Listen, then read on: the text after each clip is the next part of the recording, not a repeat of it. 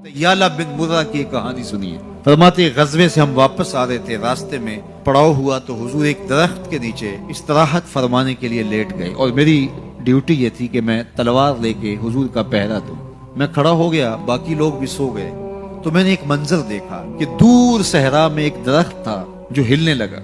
थोड़ी देर के बाद वो अपनी जड़ों समेत बाहर आया और अपने आप को घसीटता हुआ मेरे बराबर आके खड़ा नहीं हो जाता। थोड़ी देर के बाद वो वापस वहां जाता है और जहां से उखड़ा था वहां जाके दोबारा नस्ब हो जाता है। मेरे लिए बड़े अचंभे की बात थी, लेकिन मेरे पास कोई था ही नहीं कि जिससे मैं बात कर सकूं। हुजूर थे तो इस्तराहत फरमा रहे थे और मैं हुजूर के आराम में खलल नहीं डालना चाहता था। खैर हुजूर बेदार हुए तो मैंने सलाम अर्ज करने के बाद जो पहली बात कही वो यही थी। मैंने कहा हुजूर वो जो सामने दरख्त है थोड़ी देर पहले वो अपनी जगह से उखड़ा था, शाखों के बल अपने आप को घसीटता हुआ यहाँ पहुंचा, फिर मेरे बराबर आके खड़ा हो गया, फिर थोड़ी देर के बाद वापस वहां जाके नस्ब हो गया।